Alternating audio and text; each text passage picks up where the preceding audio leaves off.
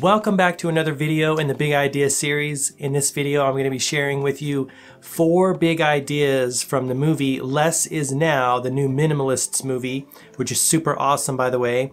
Maybe you saw the first Minimalist movie, Minimalism, that was what it was called. This was, what, 3 or 4 years ago? I can't really remember, but it was super good. And this one is equally, if not better, than that one. Equally good, if not better, in my opinion. So what I do here on the Big Idea series, if you're new here, is I'm going to share with you 4 big ideas that you can put into practice right away today. And we're going to talk about how this correlates with the bigger, broader picture of business and lifestyle design, right? And what other people are saying about this. And there definitely is common themes that I've talked about on the channel before and that we'll probably continue to talk about. And you'll see those as they emerge here. But if you're not familiar with the Minimalists, they write the blog called The Minimalists. They're huge in the minimalism space. Probably some of the pioneers. You know, you've got them and Joshua Becker, and a number of other people are emerging, right? But these guys are pretty big. They may even be the biggest minimalist teachers and platform on YouTube in that space, at least. So they're super big. This movie was directed by Matt D'Avella. You can see him in some of the clips as they're panning around. He directed the first one. He's super awesome. You may know him if you're on YouTube to any degree. He has a super awesome channel. But the thing of it is, I love minimalism, and I think it has there's a lot of ways minimalisms can help us live a better life, live our best life, right? More deliberate, more intentional, etc. The first big idea I want to share with you is that you are enough, right? Feel that you are enough, know that you are enough, and know that you don't need to buy anything that is being sold to you because you're trying to be more or feel worthy, right? By adding something external to your experience and to your life. And this is one of the common themes in the movie, is that this idea that advertisers and marketers really kind of hone in on that aspect of ourselves that is looking for being more, right? And being better and improving ourselves and being more worthy, right? And they exploit that and make us feel like, oh, if I buy this car, or if I buy this home, or if I buy this object, it's going to make me a better person. And that obviously never works, but we keep going back to that well. And my theory as to why we do that is because it's easier to buy something and add it into our lives, bring it into our experience, than it is to actually, one, know yourself and tune into the value that you already are, right? It's easier to buy something than to sit down and get to know yourself, get to love yourself, and even do personal development work, right? Maybe, you know, if you buy a car thinking you're going to attract members of the opposite sex or more friends or whatever, or a boat or a motorcycle to be cool, and you don't do the inner work, right, to actually be cool. And being cool is being cool with yourself, right? Being comfortable with yourself, having self-worth, thinking highly of yourself, right? Enjoying your own company, right? Amusing yourself, all of these things. If you buy the thing thinking you're going to attract what you want, connections, friendships, whatever, lovers, and you don't do that inner work, that thing that'll only take you a few days down the road. And once they realize, hey, this person doesn't really value themselves, they don't enjoy themselves, right? Remember, we enjoy hanging out with other people who are in the spirit of joy themselves, right? Or who are in value themselves, right? Inspire themselves, do all those things. We enjoy that. It's not what you have that makes you valuable. It's what you are. And what you are can always be developed, right? By just getting in relationship with yourself.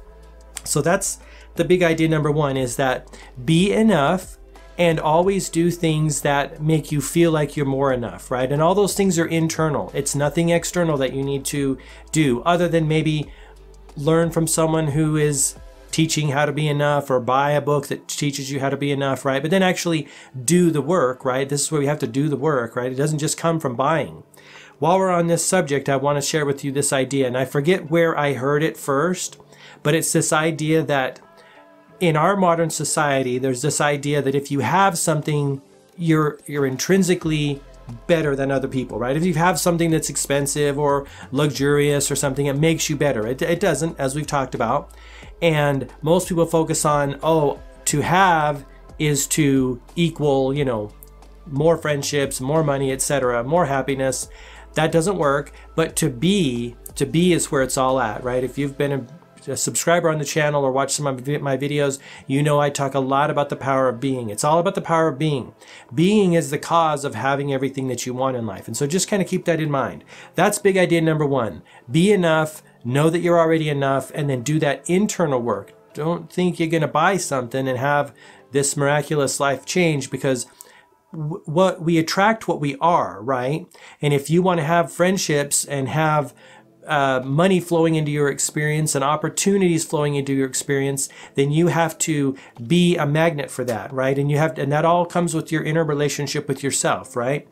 That's the power of being, right? Be attractive to those opportunities. Be ready for those opportunities. Be open to meeting new people. Be outgoing and talk to people and get to know them. Be interested in others, right? When we're interested in others, they're interested in us. All of these things are internal changes that we make that then attract the experiences that we want to have in life. Okay, big idea number two is that stuff robs you of time. Well, let's not use rob. Stuff takes time, money, and energy, including life force energy, to acquire and maintain and even discard, right? Knowing that before you buy something makes you think twice about bringing it into your life, right? Time, money, energy to maintain, keep, and discard. So knowing that, you'll say, hey, what your most valuable thing in life is time and your life force, right?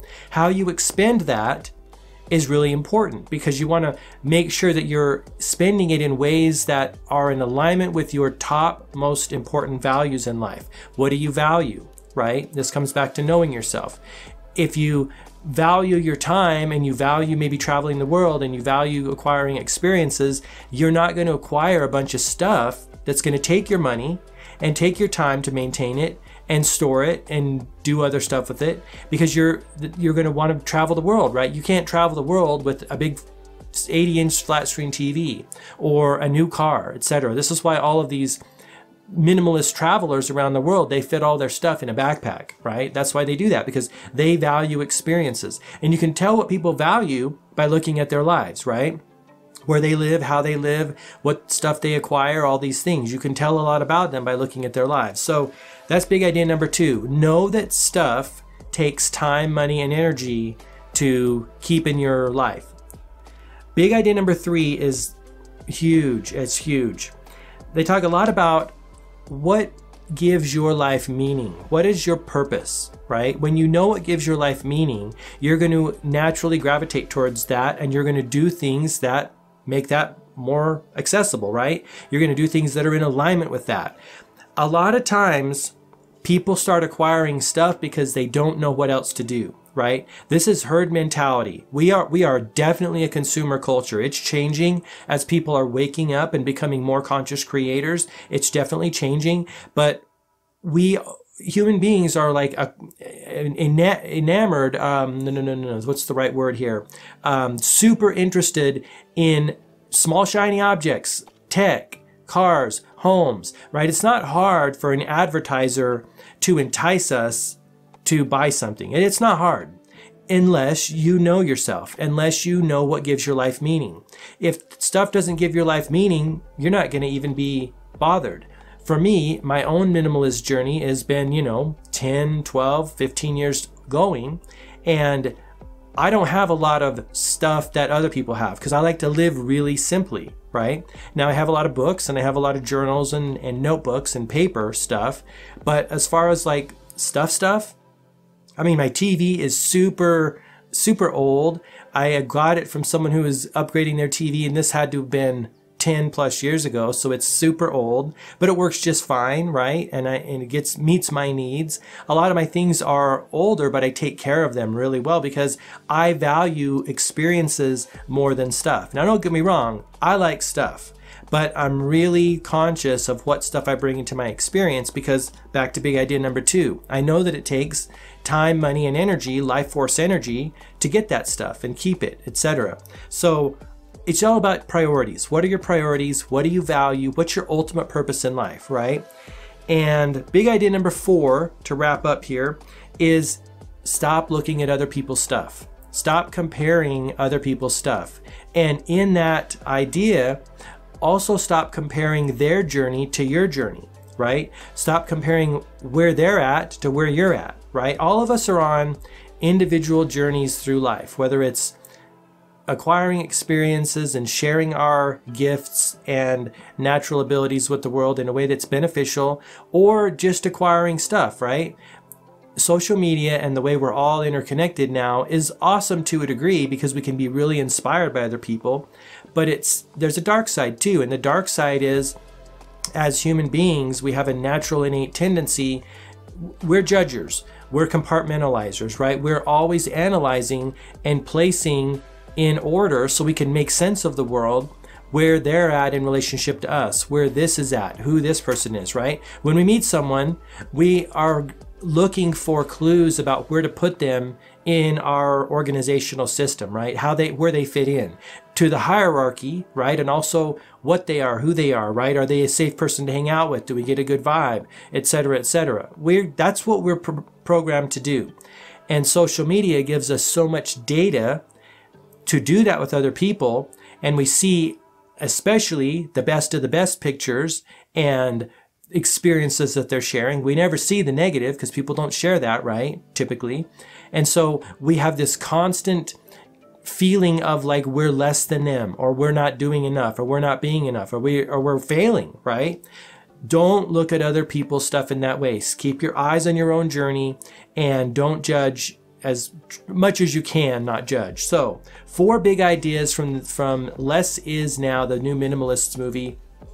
If you like this video, please give me a thumbs up. That would be super awesome. I would really appreciate it. Consider subscribing if you're into videos about business and lifestyle design from the inside out, helping you find your purpose, find a way to build an online business and express yourself and have the fun, freedom, and full self-expression that you're really ultimately looking for. All of us are looking for that in life, right? So thanks so much for watching this video. Until next time, I wish you all the best. Thanks so much. Health, wealth, and success. Bye-bye.